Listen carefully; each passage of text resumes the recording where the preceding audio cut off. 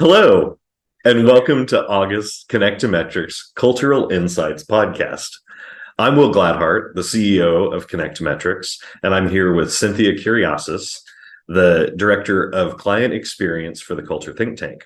We're so glad you joined us. We have some really fascinating insights to share with you this month as we begin to look at the last half of the year and also kind of refocus and retool after summer vacation. We thought a really great topic to visit would be well-being and what we're seeing in the marketplace about what is happening around employee well-being. So, Cynthia, tell us kind of what you've been seeing, what you've been reading, and also you have noted several articles that really piqued your interest. I did. Thanks, Will. I had some time this summer to read, and I thought one thing that's been coming up that I don't know if our coaches have been seeing, but it was interesting to me, is several articles about how enterprise organizations are now hiring this in the C-suite for chief wellness officers. And some of us might say, okay, that's long overdue, but now they're actually doing it. So I wanted to talk about that just a little bit. When we first started talking about the Culture 5, we talked about how the engagement, there were a lot of people talking about engagement until I said, well, okay, engagement is the outcome. The core thing that kicks that off is how well communication takes place, how connected people feel. It's about their feelings. Well, we've also been talking for a very long time about wellness. And of course, we define wellness as the how secure and confident an individual feels in their role. And that's the outcome. They feel good in their role. They feel secure in what they're doing with the organization. But the root cause of that is how high the levels of anxiety are in an organization for whatever reason. So I think it's probably safe to say, and nobody would argue, that there's been plenty of anxiety hanging around for the last few years. Yes. I don't really think it's going away. I think it moved to managers and it moved to, and not just staff. So there are a couple things that came up. Number one is, yes, there are several articles about very large organizations, the size of, let's say Google, Amazon, Verizon, or AT&T, that have hired somebody to put on the C-level staff. So they've hired what they call chief wellness officers, and they are responsible for exactly that, the well-being of the staff and of the individuals. And really, in reality, it is something that's far beyond and far more specialized than one HR position can do, because HR has a variety of things that happen. But I think this chief wellness officer, again, as I said, is probably long overdue. When I started to think about it, I thought, okay, our coaches deal with large companies, but they also deal with smaller companies. Absolutely. Generally speaking, the chief or C-suite is not seen in smaller companies. However, it doesn't preclude your clients from having perhaps a discussion with clients about what is and who is handling or managing the wellness aspect of the data that you receive from the C5, the data and the metrics, because it will tell you very clearly what the metrics are around how people's well-being is rocking.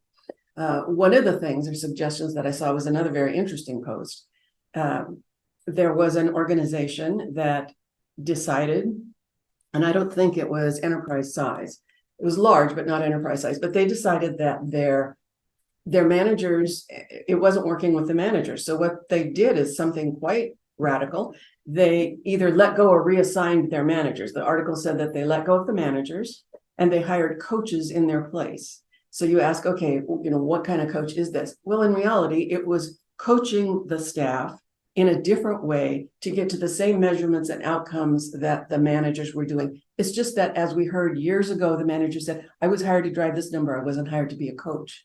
And what's happened is those two have got to come together. Absolutely. So coaches have a natural skill set about trying to drive things around a specific goal, the organization's goal, and handling the goal and the let's say, the communication style of the employees that they're working with. I think the outcome was, my number may be off, but I think the outcome was that in that organization, productivity improved 17%. And it could be different than that, but that's kind of how I remember it. So I'm saying all this to encourage coaches to do a couple things. Number one, share this story. Ask, has it gotten to the point in your organization where you feel maybe you need an internal coach?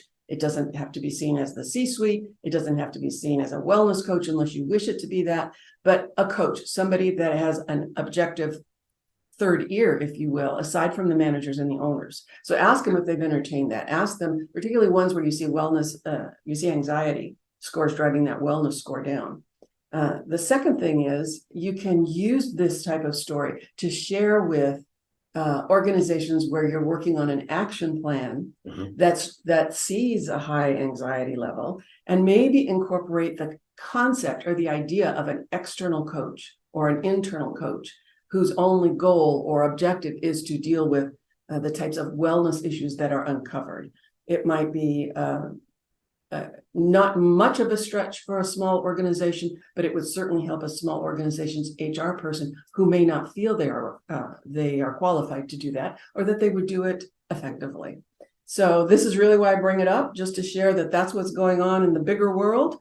And because we have data and we provide metrics on wellness, anxiety, communication and feelings index, we are in a good position to kind of open that conversation for thought, because you guys are thought leaders when it comes to your own clients. So do it. Absolutely. And Cynthia and I were talking that, well-being, anxiety may not even be on the radar of the C-suite. There's certainly been disruption. They're thinking about productivity, performance, but truly, we continue to see, again, over the last 14 months, that anxiety is the leading indicator that's driving down performance, productivity, and well-being across organizations. So to that end, Cynthia, when you are, advising or working with a fellow coach about utilizing the C5, what is it that you would look for in the dashboards or in the assessment that would kind of be a cue to say, we may need to incorporate a discussion about well-being, or we might need to do a little something different in an organization?